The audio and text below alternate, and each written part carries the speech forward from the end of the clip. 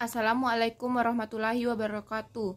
Perkenalkan, nama saya Intan Ariela Putri dengan NIM 2210522007 dari kelompok 1 yang beranggotakan Yoga Putra Yasifa, Nur Aziza Fauzana Sofyan, Muhammad Dega, Rido Fadilah, dan Zahra Raudatil Jannati yang akan menyampaikan hasil diskusi kami pada hari ini. Sebelumnya kami berterima kasih kepada Bapak Alfitman selaku dosen pengampu mata kuliah Sistem Informasi Manajemen. Sistem informasi sendiri adalah kombinasi dari teknologi informasi dan aktivitas orang yang menggunakannya untuk mendukung operasi dan manajemen. Komponen dari sistem informasi ini terdiri dari hardware, software, telekomunikasi, database, dan data warehouse, serta sumber daya manusia dan prosedur. Perkembangan zaman yang sangat pesat dari waktu ke waktu selalu diikuti oleh perkembangan teknologi di skala bidang, termasuk pada sistem informasi. Hampir semua bidang di zaman modern ini memanfaatkan sistem informasi untuk mempermudah pekerjaan. Salah satu yang paling berpengaruh adalah dunia bisnis. Oleh karena itu, pada hari ini kami akan membahas mengenai sistem informasi pada bisnis saat ini. Selanjutnya akan dilanjutkan oleh rekan kelompok saya. Baiklah, saya Nur Aziza Fauzana Sofyan dengan NIM 2210521015 akan menjelaskan tentang peranan sistem informasi dalam bisnis pada saat sekarang ini. Sistem informasi merupakan dasar bagi jalannya bisnis pada saat sekarang ini. Di banyak industri, keberlangsungan hidup perusahaan sangatlah sulit tanpa penggunaan luas dari teknologi informasi. Sistem informasi menjadi penting dalam membantu jalannya perusahaan dalam ekonomi global. Organisasi mencoba untuk lebih kompetitif dan efisien dengan mengubah dirinya menjadi perusahaan digital yang menggunakan teknologi digital dalam hal proses bisnis, hubungan pelanggan, pemasok, dan karyawan. E-commerce atau transaksi jual beli online merupakan salah satu dari contoh penerapan sistem informasi dalam dunia bisnis. E-commerce ini membantu perusahaan untuk melakukan transaksi secara online, dimanapun dan kapanpun, melalui website ataupun mobile. Selanjutnya, perusahaan bisnis banyak berinvestasi dalam sistem informasi untuk mencapai 6 tujuan bisnis yang strategis, yaitu yang pertama, keunggulan operasional, meningkatkan efisiensi untuk mencapai profitabilitas yang lebih tinggi dalam sistem informasi. Teknologi merupakan alat penting dalam mencapai efisiensi dan produktivitas yang lebih baik. Selanjutnya, produk, layanan, dan modal bisnis baru. Model bisnis menggambarkan bagaimana perusahaan memproduksi, memberikan, dan menjual produk atau layanan untuk menciptakan kekayaan. Sistem informasi dan teknologi merupakan alat pemungkin utama untuk produk, layanan, dan model bisnis baru ini. Nama saya Muhammad Ega dengan NIM 2210523038. Saya akan melanjutkan penjelasan dari rekan saya. Hubungan dengan pelanggan dan pemasok. Melayani pelanggan dengan baik, membawa pelanggan kembali, dan meningkatkan pendapatan dan keuntungan. Contoh hotel kelas atas yang menggunakan komputer untuk melacak preferensi pelanggan dan terbiasa memantau dan menyesuaikan lingkungan. Keintiman dengan pemasok memungkinkan mereka memberikan masukan penting dan menurunkan biaya. Contoh sistem informasi JCPenney yang menghubungkan catatan penjualan dengan produsen kontrak. Pengambilan keputusan yang baik.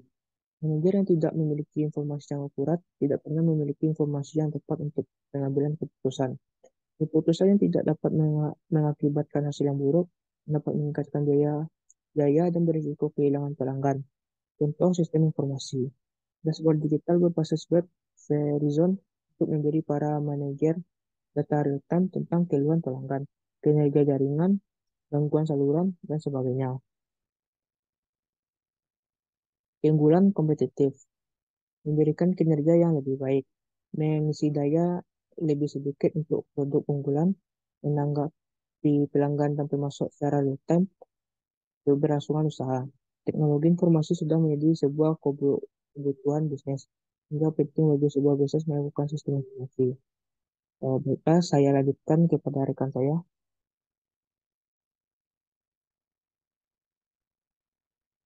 Perkenalkan, nama saya Rido Fadilah dengan NIM 2210523034. Saya akan melanjutkan presentasi yaitu yang kedua, sistem informasi dari bisnis, perspektif teknis dan bisnis, yaitu dari pandangan teknis, sebuah sistem informasi mengumpulkan, menyimpan, dan menyebarkan informasi dari lingkungan organisasi dan operasi internal untuk menunjang fungsi organisasi dan pengambilan keputusan, komunikasi, koordinator, pengawasan, analisis, dan penggambaran.